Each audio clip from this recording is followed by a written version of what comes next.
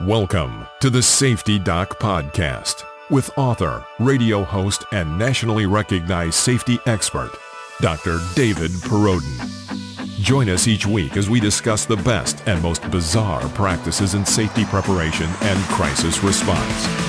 Follow Dr. Pareidolia on Twitter at SafetyPhD. And remember, the truth will keep you safe. This is Dr. David Pareidolia, and I want to thank you as we begin another journey into school and community safety. If you're looking for industrial safety expert, Appalachian State University professor Dr. Timothy Ludwig, please visit www.safety-doc.com. Again, that's Dr. Timothy Ludwig at www.safety-doc.com. I learned a prison martial arts move from a high school student.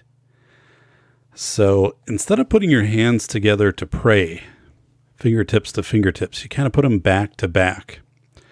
Then you take your left hand and you push outward under the chin of who is in front of you.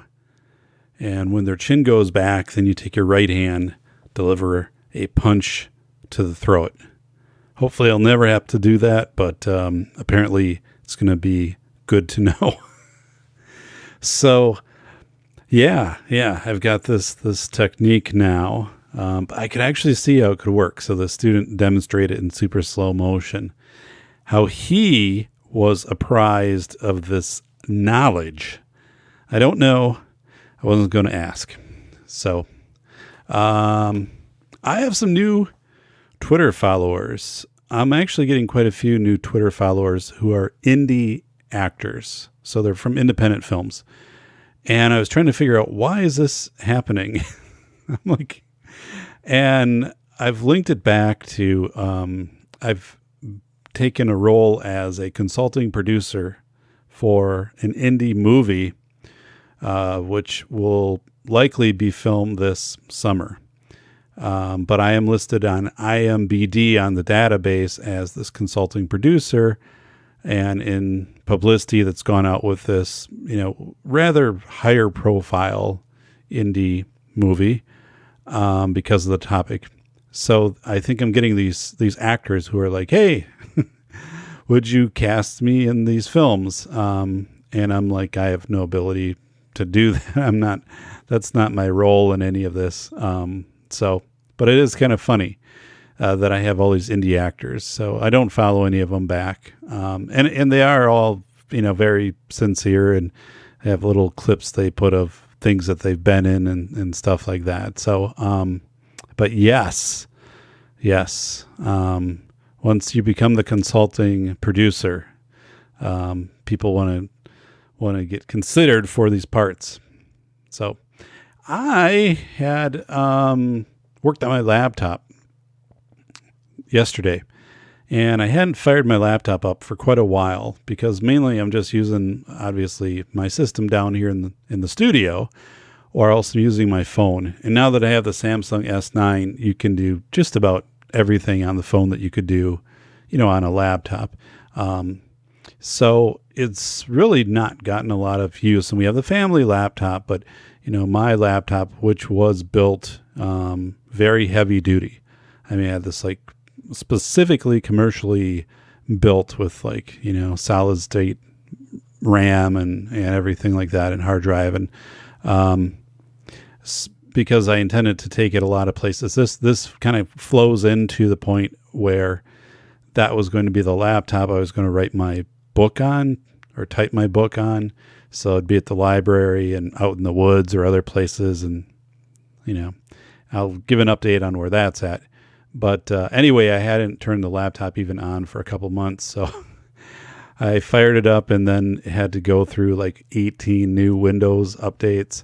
And for some reason, even when I have the updates done, the laptop is booting really slowly. And I went through the task menu and the boot menu and what's starting, and there's a lot of stuff starting, but I'm not sure exactly what it is and how crucial it is that it starts. So I need to take it into our local computer person and have her take a look at it, because that laptop it's about 2 years old, but I mean, this thing was built super commercial. I think 16 gig of RAM and just I paid thousands to have this thing built. So it should be like loading like my desktop. You turn it on and literally 30 seconds later, everything's up and you're set. So I'm not sure what's going on, but it is slow. So something weird is happening. Ran the old antivirus, checked the disk defragmentation. Nothing wrong there. So, but yeah, I have to drop it off and basically say, Deb, take a look at this thing and do what you have to do to make this thing boot up faster. And I'm sure she will. So, bought a headset, a Logitech, I think it was H390, and did it off Amazon. It doesn't cost much, but I'm finding that when I do consulting, to come out and to put the microphone up, and then, when I do wear the headphones, it just becomes a lot. Especially the microphone blocks out your voice. And if you're trying to work with documents, that's the thing. Like I might have paper documents and I'm trying to get to my keyboard. And right now, I can't see down where the keyboard is because the microphone's here. So it's ideal for podcasting, or if I have to produce some kind of, oral statement, then, for a response. But if I am just communicating with somebody, if I can have a headset, it is a ton easier. So that thing is remarkably well constructed for how little it cost. And it worked great. I was actually going to try to do a podcast with it, although I knew it wouldn't be the quality of what I'm getting out of my studio mic. So, obviously didn't want to do that to you, the loyal listeners here at the Safety Doc podcast. But this thing is pretty nifty. I have to admit, I'm pretty pleased with it. And it's going to give me that option then of so much easier to work with my clients, just, safety clients, when we're doing consulting back and forth just with discussion. Because then I can get to my keyboard and, it's nothing that we're producing again. And I think I'm going to use it for participation in the Older Brother podcast, where I'm a panel member. There's 5 or 6 of us, depending upon who shows up. But I think the headset's going to make it easier too to kind of get on and do some searching on the internet and doing a little more depth work while we're actually doing the show, because topics come up and then, somebody or a couple people can branch off and bring up some information on that and then say, oh, I just looked this up. I have a book deal. I have a publisher offered me a deal. Hey, we got a deal for you. But that was a couple of years ago, and I wrote most of the book, but then never turned it in by the deadline, which was a year ago. So, when you miss the deadline by a year, that's a bad thing. But I mean, I had communicated with the publisher and just said, we're not on the same page on this. Kind of like I wanted the book to go and where the publisher wanted to go. So all of a sudden I got contacted by the publisher about a week ago, and basically said, let's have a talk about the book. So we had a talk and kind of ironed out the differences, which I feel really good on where things are at now. And the book is Lessons Allure Manhattan.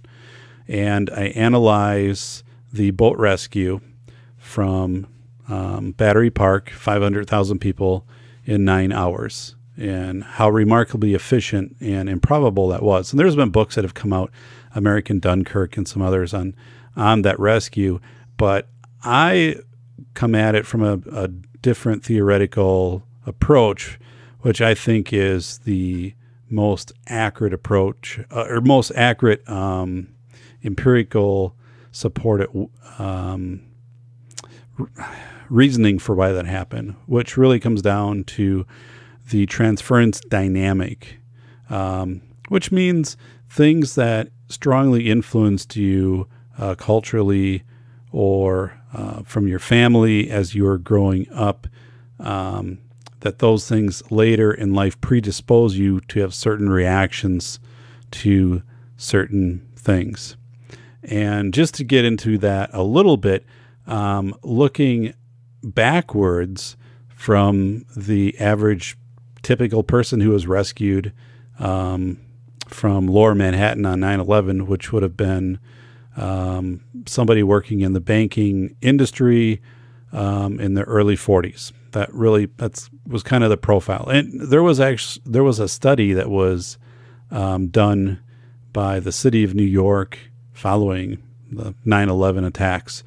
And basically they identified who were the people that were rescued and impacted by these attacks by age, by profession, by how long they lived in the city, distance from where the attacks occurred. So some really great data to look at. And it was Dr. Paul Rapp, head of military medicine, who helped me to go down that path and kind of deconstruct that to actually look at the people at the moment and then back and say, okay, when they were in their formative years of this transference dynamic, what was happening? And a few things that were happening.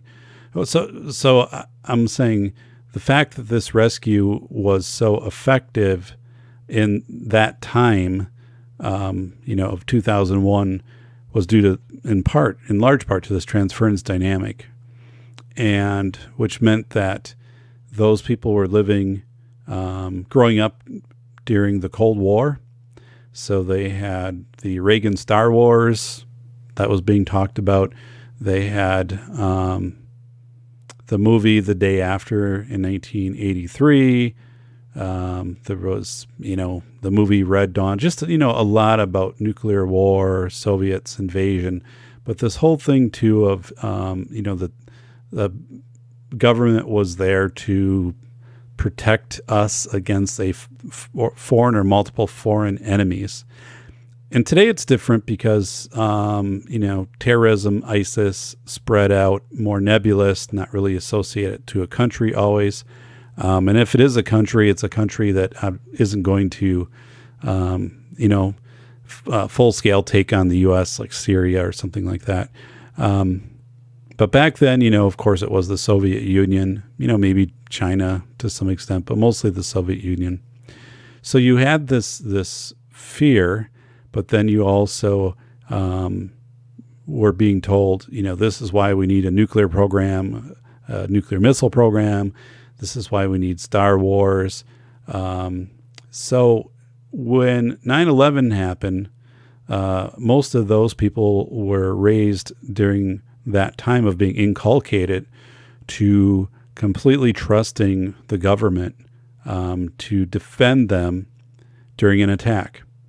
So that played a big part, that transference dynamic. And I break down how that actually happens and how chaos and the Taurus, TURUS, I've talked about these in previous podcasts, but the fact that that was such a chaotic event actually was beneficial to the people who were rescued that day, because it really took away other choices. You had to pretty much, go to Battery Park and go out that way. You weren't getting off Manhattan any other way.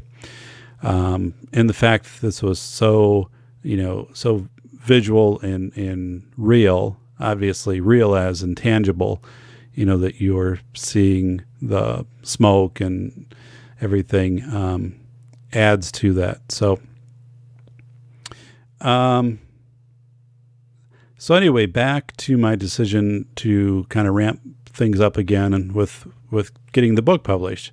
That's always been kind of a hole in my game, like people are like, well, what have you published? Well, I've had pieces published in professional journals, and one just recently back in April, International Journal, which are 6 to 8 pages. But that's kind of my style. That's how I work. Is I usually put together that type of more technical writing in short pieces. So to go and to put something together longer, it's not as easy for me. And I struggle with the transitions. And it's different though. Like if you're doing something in court, I can do like a court expert witness report that can be very long. And, because you're not writing a story there, you're basically answering questions more or less. And then referencing all exhibits. So it's a completely different style of writing. So you're referencing things all the way down to like on, an exhibit, whatever, page 22, line 8 through line 11, stuff like that. This was stated and then whatever. So there, and I've got that style down. Like I've understand that. But one thing I don't do well is I can write the content and I know the content inside and out and can, get the citations down and everything like that. But it's kind of that transitioning between paragraph and paragraph or chapter to chapter, which I'm kind of like, here's this piece, here's this piece, here's this piece, here's this piece, and not transitioning very well. So that's where an editor comes in, really helpful. So the editor I was working with was also the editor.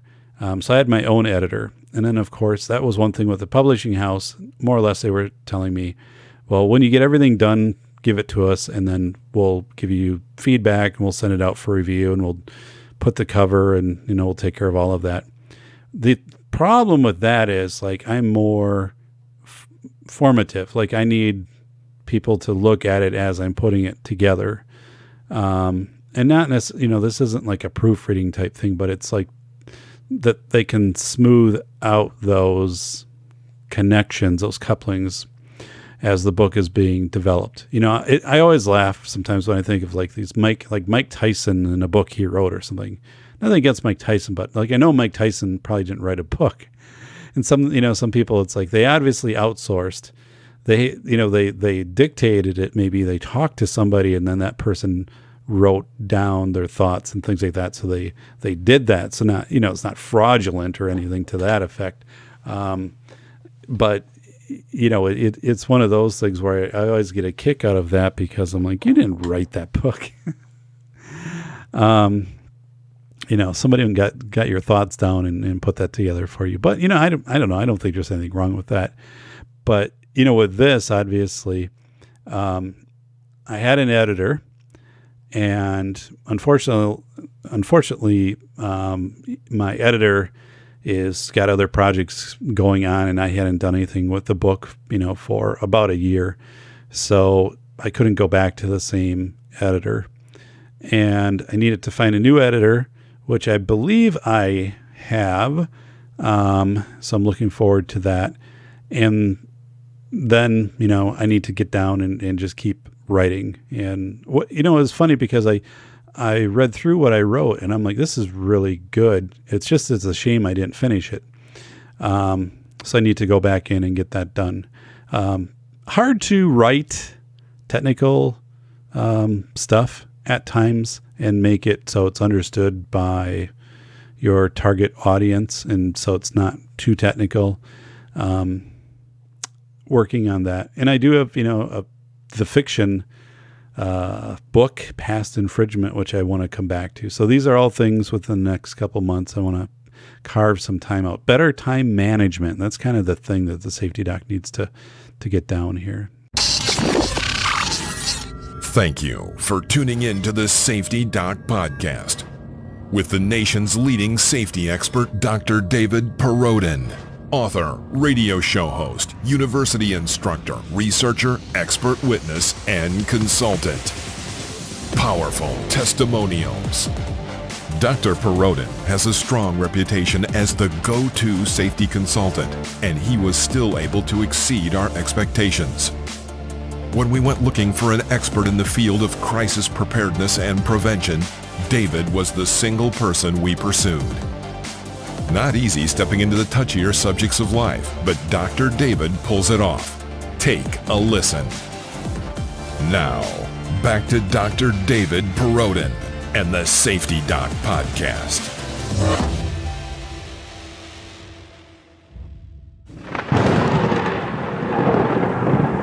So, I have in my garage floor a couple divots, more than a couple, quite a few. You just get those over time, especially in Wisconsin, because the cold winters and the summers, the expansions, and then salt from the cars. And I patched some pretty significant eroded areas with heavy epoxy gray concrete patch like 3 years ago, and that worked perfect. Like, that stuff hasn't shown anywhere. So I'm going to go back to that same approach now for the other areas which have kind of developed. And once I get those done, then I think that's probably it. I don't think I'll be doing any more patching out there. I think the floor will pretty much be in good shape. So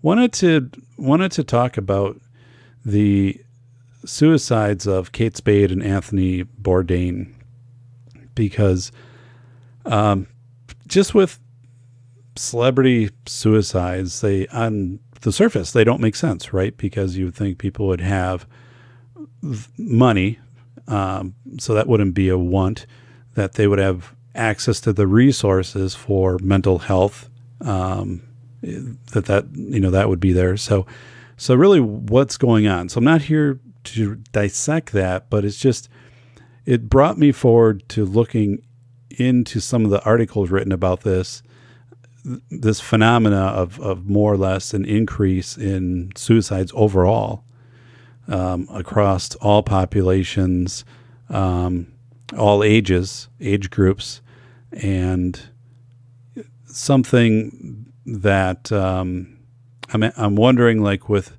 Kate Spade, and I didn't know who Kate Spade was until her suicide. That she was a designer of purses and fashion. And of course, Anthony Bourdain, I didn't know.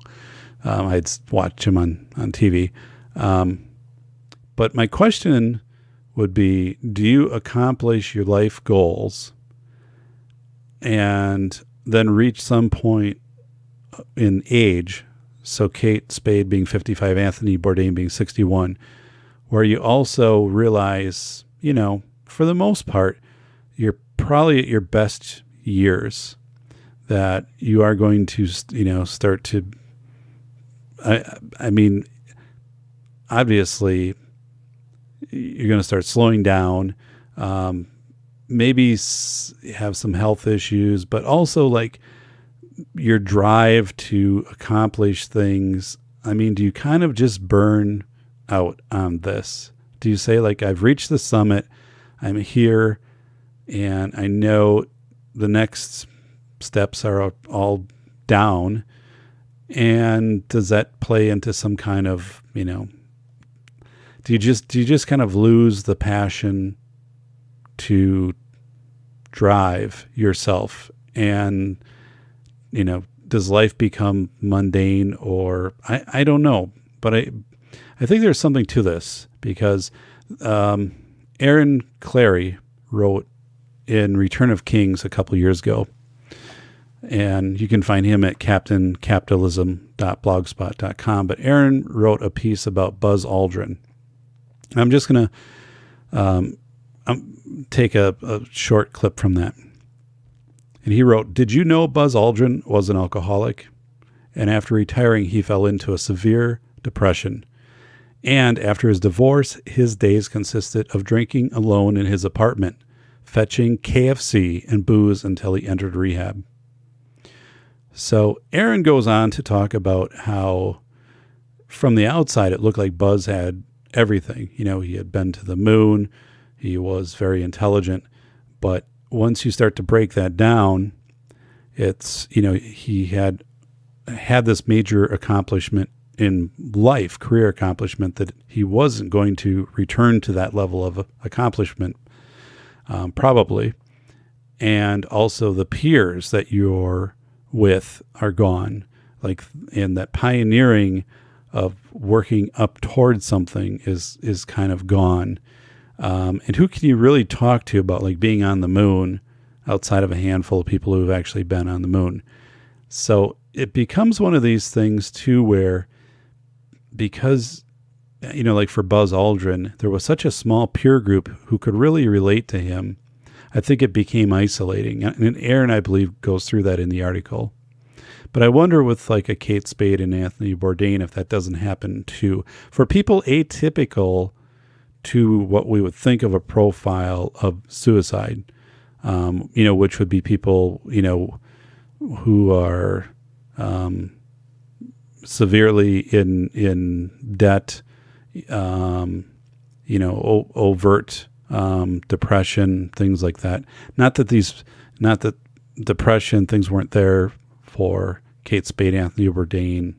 I'm just saying, you would think that if you have those type of things, you're not going to consider suicide. I was also reading an article about Jamal Lewis, who's 38 years old. Jamal Lewis, you might remember as being the running back for the Baltimore Ravens, who surpassed 2,000 yards, one of just a couple running backs to do that. And he talked about how he's considered suicide many times since leaving the game due to injury. And to this day, like he still feels the physical pain of putting his body through that, and also where sunglasses might have, some brain, probably does have some type of brain deterioration, due to his playing years. But he also talks, though, in the article about once he left the stadium and not being in front of 70,000 cheering fans, of how it was hard to motivate himself and how he became addicted to that level of adrenaline and feedback. And I think that is so common today in, again, we become external with the social media feedback and the likes and things like that. And people are just so externally driven or validated in what a Facebook like means. But it really was a hard article to read because, I didn't know that. I remember him in his playing days in that form, but of course this isn't new. Like a number of athletes have reported when they leave the game, even if it's a game that doesn't involve some kind of physical deterioration, if they've played baseball or tennis or whatever, it could be, that once they're out of the spotlight, and not that it's a selfish thing, but they're just so used to that. And one is it's the very routine driven things like here's what you're doing on your Monday, Tuesday, and your conditioning and all of that. But being in front and performing for people, that it's really hard to adjust, very hard. So there's been so many Facebook posts that also have related to Kate Spade and Anthony Bourdain, which then have for suicide help, dial this number. And I think, first of all, I don't think people typically call the numbers because they wouldn't want then I don't know what would happen. Do the police show up then at the house and do some type of counseling? Or does somebody automatically then get taken in for an evaluation? And, does their insurance have to pay for that? Or then how does it stay on some kind of record, or does it impact, so these are things I think people obviously think about, and I don't know the answers to these, and maybe those are the things that need to get out too, is like, I think people don't reach out for help because they're afraid they're going to have these marks put on their records and the impact that that's going to have. So I think it's, also if you look at Kate Spade and Anthony Bourdain, I just wonder, if they also they wanted to avoid having that label as having to have reached out and to gone into a mental health clinic or something like that. We see that for people with drugs and alcohol, but it's mental health. I just don't remember it as much, I can't think of it. I can't name it as much, but I think it would be hard because people would preface that, like had Anthony Bourdain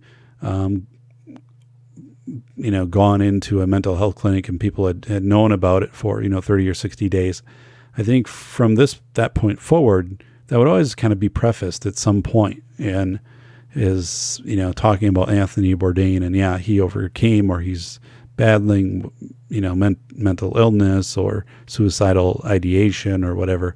And so I think those things come into play. And I don't know, again, how to address those. I think I'm just saying what's in my mind right now, is I don't think the approaches are coming out to really come up with what would be an answer for this.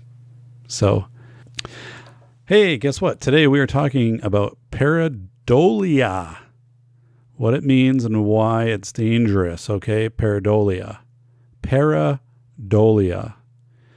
And at some point we're going to talk about apophenia. So we've all had these experiences. All of us have had these experiences. So don't be like, what is this pareidolia? How do you get it? Whatever. We all have experienced pareidolia. We all have experienced apophenia, and we will continue to experience these things. And we probably experience them daily, if not, on a weekly basis. So let's talk about this. So I'm going to use excerpts from an article, which is What Does Pareidolia Mean and Why Is It Dangerous by Summer Baratesky, 2012, from Psych Central. Okay, so pareidolia, the TV show Ghost Hunters, Zach Bagans' Ghost Hunters. So they go around and, looking for, places, but, obviously like Gettysburg and things like that. And then they set up the cameras, all the equipment, the EVPs and the recordings and things like that. So right there, okay, they are priming with a context and a situation. So it's Ghost Hunters, right? So if you're watching the show, it's persuasion, not persuasion, persuasion. What are you expecting? Well, you're expecting that, if a door is creaking, that door was moved by the hand of a spirit, when really it's just a door that had, moved, had been bumped or whatever, and it's a creaking door. So it needs WD-40. You need to make a trip to the hardware store, not a trip down to the priest to have an exorcism. So, but pareidolia is another example, and then we're going to get into some definitions here. But take that infamous face on Mars, where people see that rock image, or people look at the moon and believe that they see a man on the moon. They see a face on the moon. And in the Japanese culture, crab fishermen will pull up crabs, and some have what appears to be an image of an Asian warrior on the shell. So with an angry Asian warrior from, centuries ago. And they will take these, and it's considered bad luck to harvest them, so they will throw them back. So what's happened over time is, because those crabs have had that formation, they're actually thriving just because of that, while, the other crabs are being harvested. If these crabs that look like Asian warriors are captured, they're typically released. So, but people look at these and they see this image of a warrior, when really it's just, that's the way that the shell's made. So from Wiktionary, okay, our good friends at Wiktionary, pareidolia is the tendency to interpret a vague stimulus as something known to the observer, such as interpreting marks on Mars as canals, seeing shapes in clouds, or hearing hidden messages in reversed music. Okay, so you're interpreting things that might be happening, but you're assigning meaning to them when there isn't meaning. It's just things like, what was that I heard in the breeze? Like, what was that? Well, that, someone was calling my name. No, it's the wind going through the leaves. So that's just all it was. But we are all enabled, and we are all limited by our senses. Okay. And your senses will deceive you, and your senses will fluctuate. Sometimes your senses will be functioning better than other times, whether you have a cold or,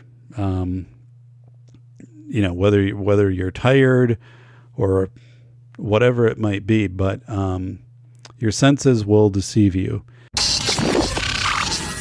Thank you for tuning in to the Safety Doc Podcast with the nation's leading safety expert, Dr. David Pareidolia, author, radio show host, university instructor, researcher, expert witness, and consultant. Powerful testimonials. Dr. Pareidolia has a strong reputation as the go-to safety consultant, and he was still able to exceed our expectations. When we went looking for an expert in the field of crisis preparedness and prevention, David was the single person we pursued. Not easy stepping into the touchier subjects of life, but Dr. David pulls it off. Take a listen. Now, back to Dr. David Pareidolia and the Safety Doc Podcast.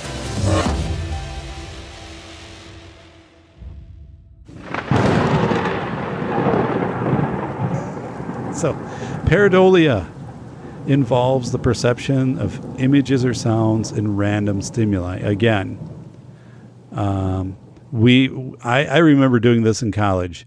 It was outside of the student center where they sold the books and the T-shirts and jackets. They had this elevated concrete area, and I was just chilling out there one day and looking up at the clouds, not at the sun. That's a bad idea. But looking at the clouds and just kind of trying to think what the clouds look like, if there were any shapes, any similarities. Now, that was, maybe this cloud looks like a bear, or maybe this cloud looks like a person, or this cloud looks like a truck. So that's pareidolia. Okay, that you're seeing these things. Now, there's a little bit of a difference in that, though. Like, you see that, but I recognize that this does not really have a meaning. Like, I'm assigning this because the mind is trying to make patterns of things, and especially faces. Like, you'll typically see faces in things. So it's like the burnt toast that looked like Jesus. And didn't that sell for like $18,000 or something on eBay, something crazy? I remember a incident where I was serving as a critical debriefer after a young lady had perished in a recreational accident. And as we were debriefing the event, the hospital staff had said that when they took the sheet that this young lady, the bed sheet. So again, it was a traumatic recreational accident. She was killed. That the sheet, the blood on the sheet, looked like a heart, like it was the shape of a heart, and that the hospital staff had interpreted that as meaning that this, and the pastor who was there, that this was some indication of peace for this lady. And that's pareidolia. That's seeing the blood stain in the shape of a heart, and then going that step further, which we'll kind of get into, assigning meaning, or more this apophenia, but of saying, well, that was a communication that had a message of peace. So again, there's two things here. One is with pareidolia is if you're seeing things, like you see a face in things, or you hear certain sounds or whatever, but if you recognize that those things are just your senses playing quote unquote tricks on you, or that your mind, it's actually a sign of a very functional mind to try to put things into patterns. That's very normal, but also to be very cognizant of, like, this is just a random blood stain and it's not a sign of peace, that this young lady is at peace. So we seek to create meaning when meaning is absent, I suppose, right? And perhaps it's no danger to see a teddy bear in the clouds or a man on the moon. Those are functional, whimsical, harmless things. So, but pareidolia can be dangerous sometimes, especially when it gets religious or political. The Jesus on a toast is one thing. If a rusty water stain dripping down the front facade of a public courthouse, looks like it is in the form of Jesus, and people come flocking and interrupt the activities there, that can be something else. The Mayan calendar, people reading into that as the end of time, and maybe taking other symbols like very unsettled economic times and stock market up and down, and high rates of divorce and depression, anxiety, whatever things happening, earthquakes, hurricanes, and people then linking all of these things which aren't linked together. Okay, there aren't connections between these, but they're making these connections, and then that becomes what's called this apophenia, which we'll talk about more. Or that's when you can start to take this one pattern in through pareidolia and link it into other things which aren't really happening, but saying, yeah, the Mayan calendar is totally right, because look at all these other things that are happening, and look at the severity of the hurricanes, and look at the stock market crash and the housing bubble and all of these things, and student loan. And you can throw like everything into it, and saying, yep, these are all coming together. Definitely signs the world is going to end. Pareidolia isn't, again, just about seeing faces. It's about interpreting any vague stimulus as being meaningful. Okay. So here's a prime example. You feel sick. Okay. And you look online, which is one of the worst things that you can do, out of the, tens of thousands of websites, and you try to match your condition. So let's say it's a stomach ache or a headache or something like that. You match your conditions to what's found on the web, and suddenly you have, you've matched 6 out of 12 symptoms of whatever disease. Okay. Now, maybe 3 of these symptoms one is fatigue, one is headache, and another one is, loss of appetite. Okay. Well, those things alone are pretty common with most people at some times, So, but anyway, this is where you're determined that pareidolia is wanting, it's self-fulfilling once you get into this with illness. So again, that's where doctors will say, come in and be checked out by the doctor, and the doctor can determine the proper diagnostics versus trying to self-diagnose, because you'll be able to self-diagnose yourself with almost anything if you want it bad enough, because you'll just agree, yes, I agree, yes, this. And usually, of course, these websites, the symptoms out there are so broad and bland, and part of it is, to try to get you to ask your doctor, prescribe me this medication. So, whatever. But, not everything in the world has meaning. That's something that we just have to come to terms with. Not everything has meaning. So we need to distinguish when we're uncovering meaning from when we're constructing it. Okay? Not everything has meaning. So, again, let's just say if something, if you wake up in the morning at 5:55, what is the meaning behind that? What meaning does that have? Why did you wake up? Why 5:55? Well, there's no meaning to it. unless, the alarm clock, maybe that you set the alarm clock. That's one thing. But let's just say you woke up, you look, it's 5:55. Well, why did I wake up? Why did my body chemistry arouse me to wake up at this time? Why? What's the meaning behind that? And it's like, no, like you can go insane trying to break this down into finding a meaning when it's just, that's the time you woke up. And maybe that's just because a certain amount of light was coming into the room at that time.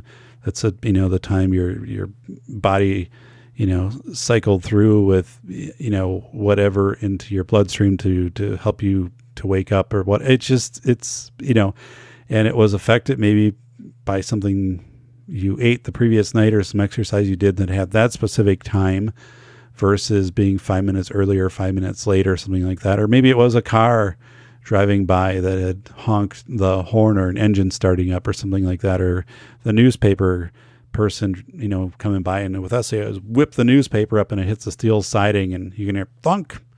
So, what really helps here is you need to apply logic. Okay. You need to apply logic and always ask yourself, does this make sense? Does this make sense that this is happening? Does this make sense? It's like if the tornado siren went off right now, okay, and it tornado siren is sounding, and I'm like, everything, does this make sense? Like there wasn't anything in the forecast. It's sunny outside. I mean, of course, things like, freak things like that can still happen, but does this make sense? Or is it just, a false alarm? Is this somehow it got triggered and, they shut it down? So it's that question. Does this make sense? You have to apply that logic. And usually if you apply logic, does this make sense? Then you're going to right away say, yeah, this doesn't make sense. And other times, things, you are going to read correct meaning into things, like if there are people around you that you're not perceiving as, that you're in a safe environment anymore, like they're separating you from an exit or something like that. Well, yeah, I mean, then you're authentically in a compromised position. So you've identified that. But again, these things, like seeing images in clouds or on pieces of bread or whatever. So, this is where member checks can really help you out. Member checks. So between 1915 and 1924, Henry Ford, Thomas Edison, Harvey Firestone, and John Burroughs call themselves the Four Vagabonds. They embarked on a series of summer camping trips. Okay, so they were all, so Ford, Edison, Firestone, multimillionaire moguls, powerful. John Burroughs, a naturalist, but also like the top, so they go out and basically it's kind of like it is a member check for these guys. And they're recognizing this is the point too. Like if they're sitting, so first of all, a member check is basically where you fully trust a small group of peers to give you honest feedback. And they might tell you you're right on with something, that you're off or something to that effect. And it can hit your ego really hard, but you want people to do that. And then you need to also step up and stop when something is really dysfunctional for someone where you're the member feedback, like someone who is making really bad decisions in their life. And that person, doesn't, of course, the thing with a member check is the person receiving the member check. This is big in research. Like you do your research and then you get it out to other people in the field who have that similar knowledge base of what you have. It's not like an editor or anything. It's just like, does this make sense? Like what I'm coming up with in conclusion, what am I missing? And then they're like, this is good. And whatever, or they'll say like, I'm not following your argument with this theory. And I don't think it supports whatever. And this could be like, you built like your whole thing on this theory, but it's not making sense to them or maybe to a couple of your member feedback. So then you have to take that and decide what you're going to do with it. And if these are people who you really trust in the field, then you're probably going to adjust what you're doing. So, but again, this member feedback. But the member feedback, see, this was 1915 to 1924. So they're going to have this baseline too. They're going to know the changes that are happening. So if Henry Ford all of a sudden, after a couple of years they're going out and Henry Ford is like, yeah, I went and I was pretty sure that, I saw, I saw my image down by the river, and I saw like 3 other people, and I heard voices, and I'm pretty sure whatever,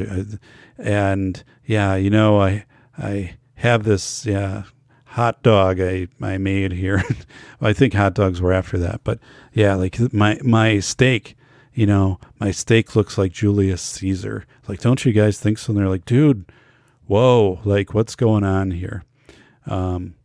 So, those types of things, or else, where someone is perceiving, what's really not happening too. Like if Harvey Firestone is saying like, every time I go out, everyone is angry with me and they're upset and whatever and things like this. And, the others are like, well, why do you say that? Like, we don't see that. Like, we're out with you too, and we don't see it. So why do you say that? And it could just, again, be, where that person's perception isn't accurate. And you can tell, like, again, this pareidolia, if that starts to really go into overdrive, the person's baseline, and you can tell them, like, especially the person that gets convinced that their house is haunted, or this is the next step that usually happens, is apophenia. So apophenia can be considered as a blessing as well as a curse. It is because of this tendency that we can explore new things, okay, but sometimes it may mislead us. It stems from the fact that we humans are always looking for meaning in our life, of course. We often believe that everything happens for a reason. Well, most times it could be that things are totally unrelated, and yet we won't let go of our relentless pursuit to find a connection. That's apophenia. It's never an epiphany moment of awareness of new knowledge. So apophenia isn't like you suddenly learn, like, oh yeah, like, if we put highway systems in, then we're going to be able to get to places faster. Plus, we're going to have more demand for our products, between Ford and Edison and Firestone, Ford making the cars and Edison, lights and electrical and lighting systems for roads, and Firestone. And John Burroughs is like, hey, what are you guys talking about there? Like, we want to keep the land as pristine as we can. So at that point, he's probably not real happy. But think about this. So apophenia, though, is you get up in the morning, it's 5:55. Okay. The first phone number that calls you, like the last 3 digits are 555. You pass a car that has 3 5s on the license plate. You arrive, to work 5 minutes early. Okay. Maybe you realize that you have 555 messages in your spam folder. But all of these things are just coincidence, okay? This isn't some message that is being communicated to you, but people will start to question this stuff. They'll be like, ooh, like, we hear the lucky number. If you were born at a certain time on a certain date, I was born at 5 minutes to 5 on May 5th. So 55 is my lucky number. Yeah, whatever. Every number has a chance just like any other number. But you can go crazy trying to read into these types of things. Okay. And that's apophenia. And so apophenia, the formal definition is it's a spontaneous perception of connections and meaningfulness of unrelated phenomena. So those things I talked about were unrelated. The time you got up, time you got to work, the spam in your email, the cars. The term was coined by German neurologist and psychiatrist Klaus Conrad. Conrad focused on the finding of abnormal meaning of significance in random experiences by psychotic people. Okay, first off, I don't think that you need to be psychotic to have apophenia. I think you can also just be very aware of your environment and that your brain is very good at patterning, but you have to then recognize with apophenia that it is not authentic. So you could recognize that all of these weird coincidences have happened throughout the day. Okay, you could do that. And it's just like, okay, but they're weird coincidences, and smile and go on with it.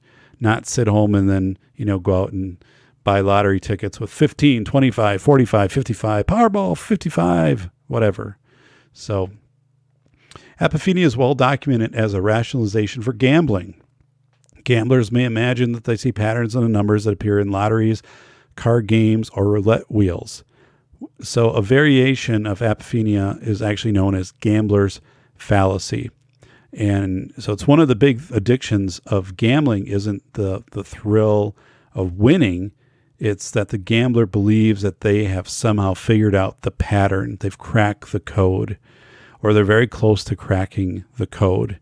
When no code exists, when no pattern exists, when that roulette wheel, every spin is going to be completely unique in its odds. Nothing builds in that. So there was one comment to this article, and I'm going to read that comment.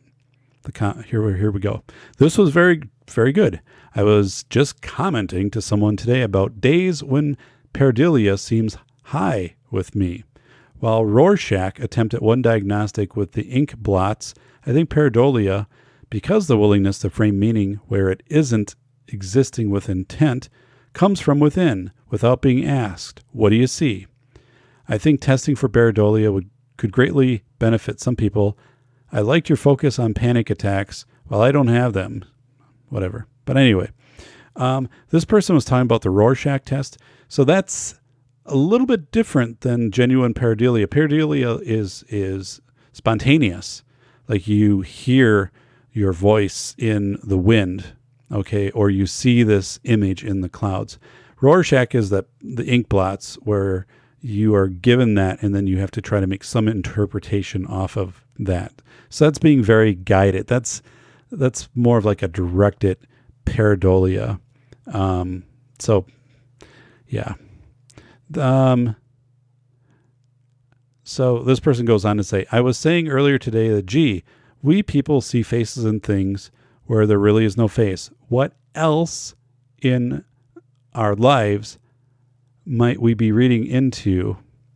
So that's a good point. Like what else do you read into? And do you get to a point where if you have chronic apophenia and, I guess anyone could have this, but where you're trying to come up with this meaning of what does this mean? Or sometimes I think this happens when people believe that they are being bullied sometimes, or also people who just believe people are looking at them or very negative toward them, or perceiving like Facebook because of people's posts. Like if someone posts that they're on vacation and I'm not on vacation, that, that's a slight against me. And every time they're posting, it's like sticking a dagger in me of like, hey, you're not on vacation and I'm on vacation. It's like, no, that person is just posting their Facebook pictures, and I'm not on Facebook anyway. But this is one of those things where chronic apophenia, I mean, somebody could link that and then link it back to also, I mean, all these weird things like I'm not a great parent because I'm not giving my kids experience to take these trips that this other family is taking, and all of these things, and look at their clothes and look at, they took a picture of what they cooked, and they're in such great shape and I'm not working out. I mean, all of these things like you can link together, and then it becomes anxiety, neurosis, and you have this perpetual cortisol level. You're almost in fight and flight mode all the time. So I think people like with chronic apophenia, they just burn themselves out. Literally, like their chemical soup burns themselves out. Like they can't take it anymore. So in closing, hey, I want to thank John Grant and the 405 Media for airing this show. John Grant and the 405 Media out of Los Angeles, California. Thank you very much for listening to the Safety Doc Podcast. Stay safe, everybody.